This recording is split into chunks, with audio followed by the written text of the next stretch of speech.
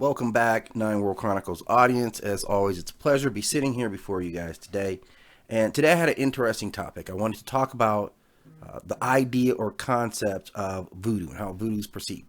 Now, I recently had an incident at work. It wasn't an incident, it was not even an event, just a happening at work. I was talking with some coworkers, one of which happens to be an older lady, I'd say probably in her early 60s or so, Hispanic, very religious, right? Very, very nice lady. I love this lady. Except she always takes your ice water away. Like if you leave your office, when you get a glass of ice water there, when you come back, your ice water, because she cleans constantly. But I would think if you saw there still ice cubes in the ice, that you would think he just left this.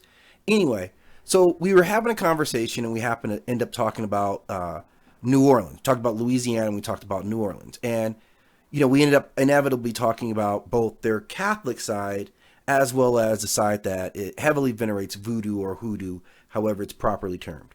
And her first instinct was to say that that was evil. And I stopped her immediately, very nice. I was very, very nice about it. I said, no, that's not true. And I went on to explain to it why. Like, this is the image. You can see the image down there. That's kind of, you know, Legbo, I know, who is a very, very prominent figure in voodoo, you know, voodoo mythology or voodoo faith. And he's really a dominant force in what other people think about it, which is totally fine. But what I explained to her was that when we're talking about voodoo, what we're really talking about is the beliefs of West Africa, right? This is where these belief systems come from. I believe it's all attributed to Yoruba, which for me, I'm still learning Yoruba mythology myself. It's a fascinating belief system. And from, you know, what I told her, I said, well, listen, you know, I know you've been told these things about voodoo through movies and books and, you know, other people misinterpreting what they're actually doing. But I said, you know, this belief system comes from Africa, and this is the area of Africa that my ancestors come from, right? It's West Africa. So we know our genetics, right? So we know, you know, Liberia, the Gold Coast, Ghana, Benin, Togo, all those places along that Gold Coast have a heavy influence because of the slave trade. They're brought and dropped in islands all along the way. Throughout the Caribbean, Dominican, Haitian, all these people share this common God or belief system. And they passed it on. And they were great people. And I said, you know, just look at me. You know me. I'm a nice person. I'm a reasonable person, right? She doesn't know I eat all the almond joys out of the candy jar so no one else gets any. So they all think I'm a nice person. And I said, this is where my ancestors come from, right? Do I seem like the kind of person who comes from demon worshippers and evil people? No, we're all good people. And I explained to her as well as I could, not, you know, having 100% grasp on the faith myself, which is why I'm still reading books about it, that just like you believe in saints and their Catholicism, they had a group that they were called the Orishas. And they reflected all these spiritual forces, and that there were bad Orishas and there were good Orishas. And I think that concept resonated with her, and that they have, I believe it's the Ifa, if I'm saying that correctly, that kind of details how you should live your life, or rules for living your life if you want to, I guess, get to, you know, heaven or enlightenment or whatever the particular is that they believe. And I think that made her a lot more comfortable. And I explained why in some areas like Louisiana, in the U.S., you know, New Orleans particularly, and, you know, in South America and the Caribbean, that these two belief systems of Catholicism and Yoruba beliefs or hoodoo voodoo still exists a lot of times simultaneously or even kind of combined. And that, you know, these people were just good people who happened to get invaded by, you know, British and French colonists. That's actually what happened here. I said, so you know these people, I'm a descendant of these people, I'm a good person, you can see that. And we started, you know, talking about it a little bit more, and I'm like, look, these are who the Yoruba people are. I don't know if you guys can see, I'm going to enlarge this one here. So this whole Yoruba area, yeah, they're really doing it on the beauty over there. So African, particularly Gold Coast women, you guys are really doing it. That's a nice thumbs up from Nine World Chronicles to you. They are high on the beauty. Great people, right? So I started thinking, how could you take, you know, the beliefs of this beautiful area of Africa and these amazing people, the guys over there are decent looking guys too. They're also my ancestors, right? So how do you get this fear of this belief system that we all know is actually really, really good? So I did a little research. This is research you can do yourself. All you need is a keyboard and a computer to do the research that I did, right? So in the West, obviously we're heavily Christians, or it's a Christian society. So that would play a part. So I did a little looking up here, and I said, okay, if I look up movies for Christianity, right? Let's look up. This is a list of movies. You guys can do this search, and you can see the first movie's there called Heaven's War. The next one's Priceless. This guys can't. You guys probably can't. Let me try to move reduce my screen here. I hate to give up my screen time, It's very pressed. So, okay, so you can see a little bit more. You can see the covers here. Before the Wrath, that looks so scary. Genesis, Beyond Mask. I don't know anything about that. Looks a nice poster here. The Encounter. I'm on the wrong screen. Okay, let's pull these up. Generally, look at this one. Gabriel. Generally, some pretty nice themes here. Although they look pretty serious, even a cartoon. Generally, people who are either look like they're at a difficult time, they're trying to get through, finding the normal, a case for Christ, do you believe, Noah, all these stories, God's Not Dead Part 2. So clearly there was a Part 1. So it must be reasonably successful that you got a Part 2 out of it. Although they did get a lot of Sharknadoes out there. But, some good things. I see a lot of bright faces, right? It's kind of, got a lot going on here.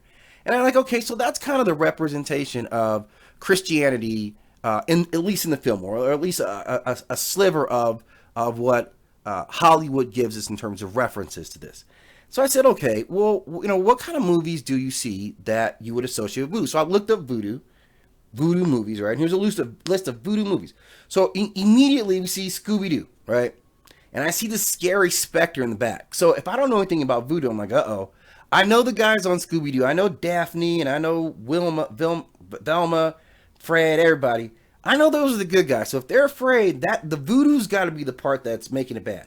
Then I see Child's Play, right? So yeah, the whole Child's Play series is actually a voodoo story. Remember, they use some voodoo to get Charles Lee Ray and try to put him into a new body, and he actually got stuck in Chucky. It wasn't supposed to work out that way. But this is a voodoo story, a very successful voodoo story that spawned like at least 5 or 6 movies, right?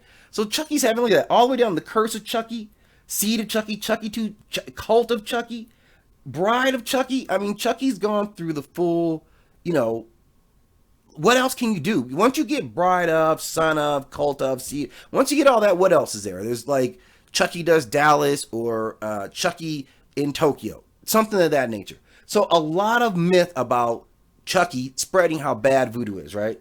I never saw this James Bond movie, so I don't know if there was a James Bond voodoo movie. I thought I'd seen all this. But look at Jezebel. You can see the lady over there, and there's an evil head growing on the backside. That's the voodoo part, right?